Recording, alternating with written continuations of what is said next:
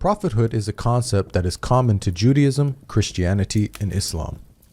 Both the Bible and the Quran define the concept of prophethood in highly noble terms. So we should expect God's prophets to embody these ideals by being the best of people, with their behavior and lives representing a practical example for mankind to follow in order to come closer to God. When we look at the stories of the prophets in the Bible and the Quran, what we find, however, is that only one book represents the lives of the prophets in such a way that does justice to the noble concept of prophethood. The Bible tarnishes Aaron with the involvement in the worst of sins, idolatry. The people gathered around Aaron and said, "Come, make us gods." Aaron answered them, "Take off the gold earrings and bring them to me." So all the people took off their earrings and brought them to Aaron.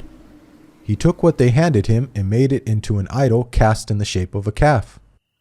Monotheism, worshipping only one God, was the very essence of the message that God tasked Moses and Aaron to impart on the Israelites. So from this point of view, a prophet of God failed in the most basic of duties. The Bible goes on to tell us that God punished the Israelites who worshipped the calf idol with a plague. And the Lord struck the people with a plague because of what they did with the calf Aaron had made. Aaron, however, was spared any such punishment, even though it is said that he was the individual that made the idol. Shouldn't prophets be more accountable than common people due to the greater knowledge that they possess and their higher positions of responsibility? By comparison, in the story that the Quran narrates, Aaron is free of the major sin of idolatry. It was in fact an individual called Samari who made the idol. In the Quran, it says that Aaron even orders the Israelites not to worship the golden calf. Aaron did say to them, "My people, this calf is a test for you.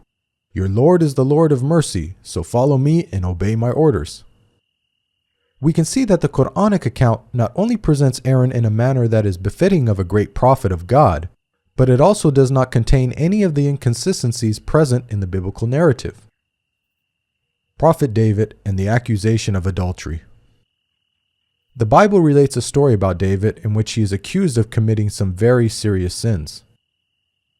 From the roof he saw a woman bathing.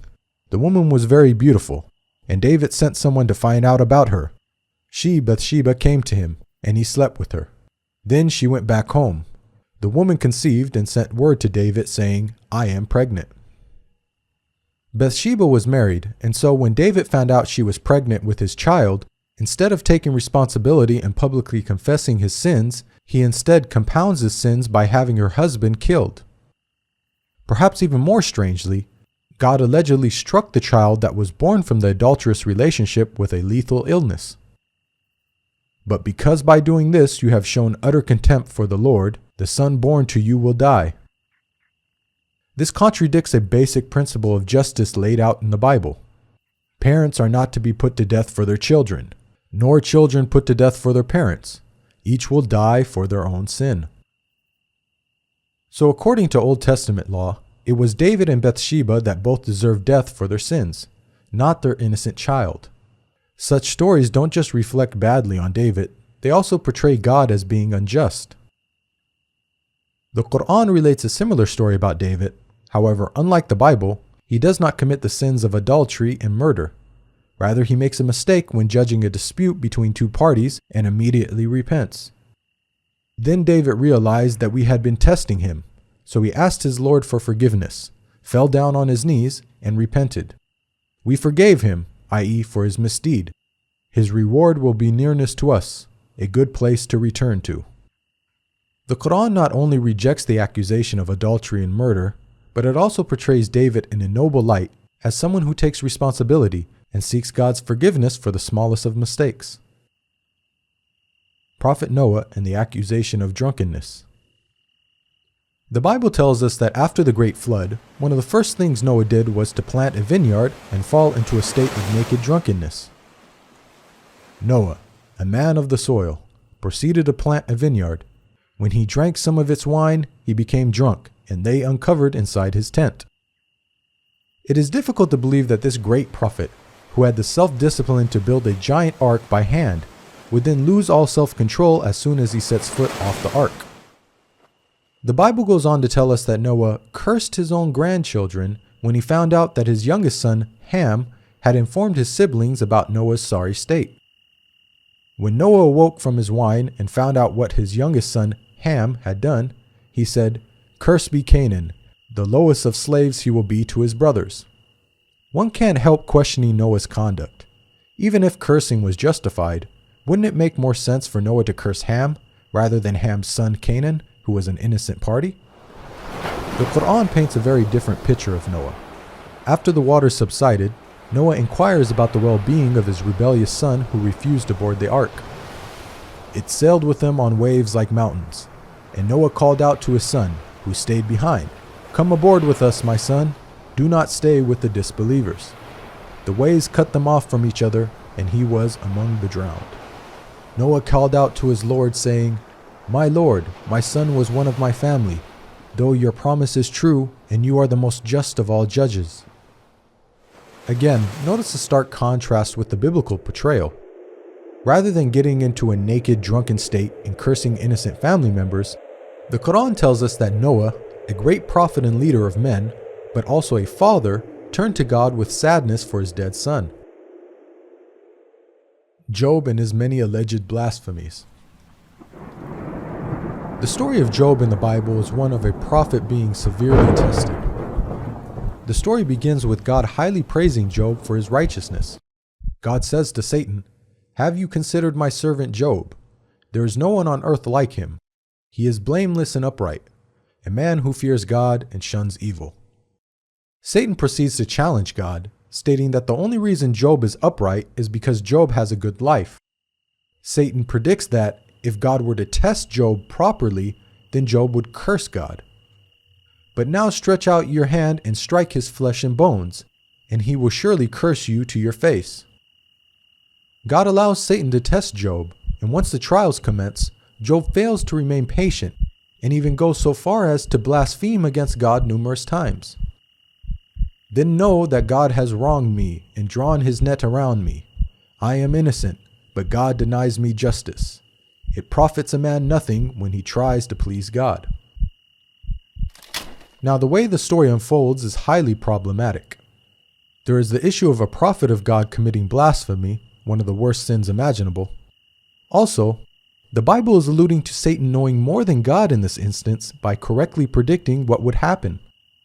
Recall that God asserted that Job was a man who fears God and shuns evil.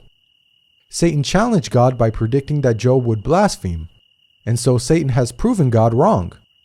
Can Satan, a limited and finite being, have more insight into Job than God, the creator and sustainer of the universe? The Quran resolves all these issues in just a few short verses. Job doesn't blaspheme against God. Rather, he blames Satan for his hardship. "Bring to mind our servant Job, who cried to his Lord, 'Satan has afflicted me with weariness and suffering.'" God compliments Job for his patience in the face of such trials. "We found him patient in adversity, an excellent servant. He too always turned to God." Job's righteous conduct in the Quran is exactly what we would expect of a prophet of God. Analysis of the stories of the prophets. Both the Bible and the Quran define the concept of prophethood in highly noble terms. After examining the stories of the prophets, we've seen that it's only the Quran that portrays the prophets in such a way that satisfies this ideal. By contrast, the Bible shows the prophets in an extremely negative light. It seems that no sin is too great for them to commit, yet the Bible states, "All scripture is inspired by God and is useful for teaching, rebuking, correcting, and training in righteousness." What morals can be derived from stories that are filled with prophets committing idolatry, murder, adultery, and blasphemy? Another issue with the Bible is that God states that his commandments are easy to follow. Now, what I'm commanding you today is not too difficult for you or beyond your reach. This message of encouragement was proclaimed to the whole of Israel, prophet and commoner alike. But how can the Israelites have been expected to keep the commandments when the prophets, those who were divinely handpicked and tasked with upholding and teaching the commandments, failed to keep even the most basic of God's laws. Does this not make a mockery of God? One of the names of the Quran is Al-Furqan, meaning the criterion between truth and falsehood. So the Quran not only confirms the scriptures that came before it, but it also corrects their distortions. We sent to you, Muhammad, the scripture with the truth, confirming the scriptures that came before it, and with final authority over them, so judge between them according to what God has sent down. The Quran defends God's righteous prophets against the slander and falsehood attributed to them in the Bible. It provides the best guidance for those who want good examples to follow in order to come closer to God and be successful in the hereafter. There is a lesson in the stories of such people for those who understand. لقد كان في قصصهم عبرة لأولي الألباب. This video is based on the book Jesus, Man, Messenger, Messiah. To learn more about the prophets in Christianity and Islam, please download your free copy of the book at the link below.